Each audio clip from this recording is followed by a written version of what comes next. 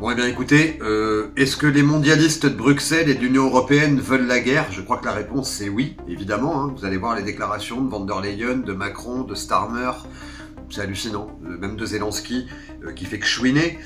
Ou alors ils sont schizophrènes, je veux dire. Mais vous voyez, il y a Trump qui fait une proposition de paix. Elle est acceptée par Poutine, sous réserve que l'Ukraine ne rentre pas dans l'OTAN, qu'il n'y ait pas de rétrocession de territoire et que les origines du conflit et de la crise soient éliminées d'une manière durable. Voilà, ce qui est lourd de sens, hein, mais en partie c'est accepté, ensuite c'est de la négociation.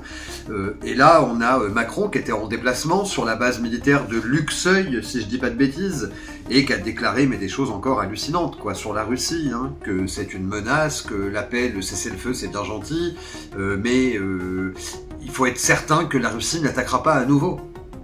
Je rappelle que si la Russie est entrée en Ukraine il y a plus de 10 ans maintenant, c'était parce que des Russes se faisaient harceler, massacrer dans leur vie de tous les jours dans le Donbass. Donc il est intervenu.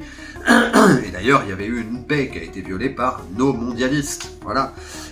Donc on a l'impression que c'est un sabotage. On a Van der Leyen, elle, qui a pris la parole et en une phrase, elle a dégommé la proposition de Trump, en fait. En tout cas, elle essaye. Parce qu'elle a dit que, en une phrase, que en fait, l'annexion des territoires russes, s'il n'était pas rendu par la Russie à l'Ukraine, cette proposition de paix de cessez-le-feu n'était même pas viable. Voilà.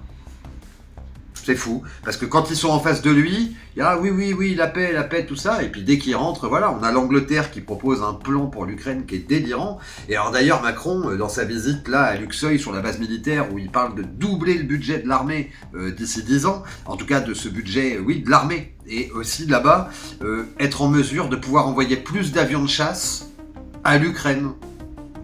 Que là, sur le cessez-le-feu, quand on fait un cessez-le-feu, il n'y a pas besoin d'envoyer des Mirage 2000. C'est du foutage de gueule, ouvertement.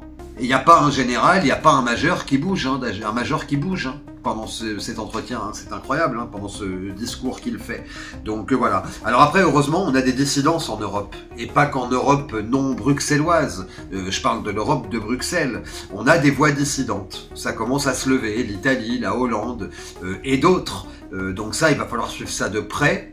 Ça va être des alliés anti-mondialistes, évidemment. Mais en tout cas, voilà, on a cette sensation de schizophrénie où les mondialistes disent oui, la paix, mais ils envoient toujours des milliards, ils envoient des mirages, ils disent que non, le cessez-le-feu, il n'est pas viable dans ces conditions. Donc, ils veulent la guerre, ça me paraît évident. Ouvrez les yeux, et puis il va falloir qu'on fasse quelque chose. Hein. C'est ce que j'arrête pas de dire, hein, de toute façon, parce que ces gens-là ne veulent pas notre bien. Voilà. Abonnez-vous, likez, partagez, publiez, c'est important et c'est gratuit, donc c'est important. Et je vous dis à très vite. Ciao.